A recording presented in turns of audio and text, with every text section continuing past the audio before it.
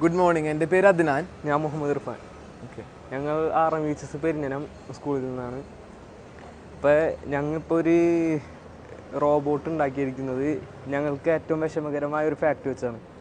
അതായത് world hunger. ഓരോ ദിവസം 20,000-ൽ പരം കുട്ടികൾ വിശപ്പ് കാരണം മരിക്കുന്നുണ്ട്. അതായത് ഓരോ 10 സെക്കൻഡ് കൂടുമ്പോൾ നമ്മുടെ പോലത്തെ കുട്ടികൾ പട്ടിണി കാരണം മരിച്ചുകൊണ്ടിരിക്കുകയാണ്. അപ്പോൾ ഈ ഒരു വലിയ പ്രോബ്ലത്തിന് ഒരു സിമ്പിൾ സൊല്യൂഷൻ വെച്ചിട്ട് ഞങ്ങളുടെ ഈ ഒരു അഗ്രി ബോട്ട് മാർക്കറ്റിൽ ഇറക്കണമെങ്കിൽ നമുക്കത് പ്രൊഫഷണൽ ഫാമിംഗ് ഉപയോഗിച്ച് നമുക്ക് സിമ്പിളായിക്കൊണ്ട് കുറച്ചും കൂടി നല്ല രീതിയിൽ തന്നെ വാട്ടറും ഫെർട്ടിലൈസറും നമുക്ക് കൂടുതൽ വേസ്റ്റ് ആക്കാതെ കറക്റ്റ് അളവിൽ തന്നെ കൊടുത്ത് നമുക്ക് ഫാം ചെയ്യാൻ പറ്റും. അതായത് ക്രോപ്പ് ഈൽഡ് കൂട്ടി ഫുഡിൻ്റെ പ്രൊഡക്ഷൻ കൂട്ടി വില കുറച്ച് സാധാരണക്കാർക്ക് ബൈ ചെയ്യാൻ പറ്റുന്ന അത് നല്ല വില കുറഞ്ഞ നിലയിൽ കൊടുത്ത് നമുക്ക് ഈ വേൾഡ് ഹങ്കർ നമുക്ക് സോൾവ് ചെയ്യാൻ പറ്റും. ഇതിൽ മെയിൻലി 6 ഫീച്ചേഴ്സ് ഉണ്ട്. ഫസ്റ്റ് എന്ന് പറഞ്ഞാൽ ഈ പൊല്ലമാന്തി വെച്ചിട്ട് മണ്ണിൽ കിളയ്ക്കും. രണ്ടാമത്തെ ഫീച്ചർ എന്ന് പറഞ്ഞാൽ ഈ സ്ലോ ആയിട്ട് 10 RPM കറങ്ങണ മോട്ടർ വെച്ചിട്ട് ഈ കുപ്പി കറങ്ങി പതിയെ ഈ സീഡ് ഡിസ്പെൻസ് ചെയ്തോളൂ.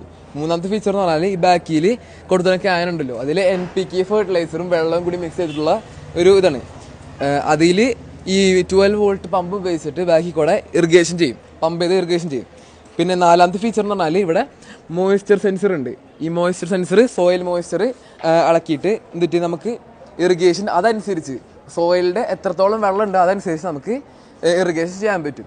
പിന്നെ അഞ്ചാമത്തെ 6ാമത്തെ ഫീച്ചർ ഈ ചെറിയ സെൻസറിലാണ്.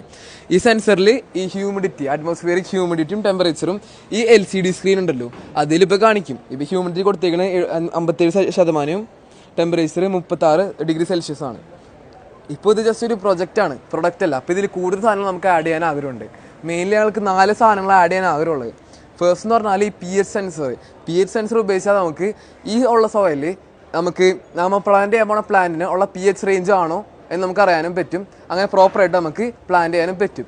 പിന്നെ രണ്ടാമത്തെ ഫീച്ചർ എന്ന് പറഞ്ഞാൽ നമുക്കിപ്പോൾ കൊടുത്തേക്കുന്ന ബ്ലൂടൂത്ത് പകരം നമ്മൾ വൈഫൈ ആക്കുകയാണെങ്കിൽ നമുക്ക് ഈ ലോകത്ത് എവിടെ നിന്ന് വേണമെങ്കിൽ ചെയ്യാൻ പറ്റും.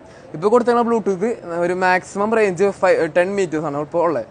പിന്നെ ഉള്ളത് നമുക്ക് ക്യാമറ ആഡ് ചെയ്യാൻ പറ്റും. അപ്പോൾ നമുക്ക് നമ്മുടെ കംഫർട്ട് അനുസരിച്ചിട്ട് നമുക്ക് എവിടെ നമ്മുടെ റൂമിലിരുന്ന് നമുക്ക് വേണമെങ്കിൽ ഇത് ഉപയോഗിക്കാനും പറ്റും. പിന്നെ നമുക്ക് മെയിനായിട്ട് ആഡ് ചെയ്യാൻ ആഗ്രഹമുള്ളത് സെൽഫ് ഡ്രൈവിംഗ് ആണ്. ഓട്ടോണമസ് ബോട്ട് ആക്കാനാണ് നമുക്ക് ആഗ്രഹമുള്ളത്.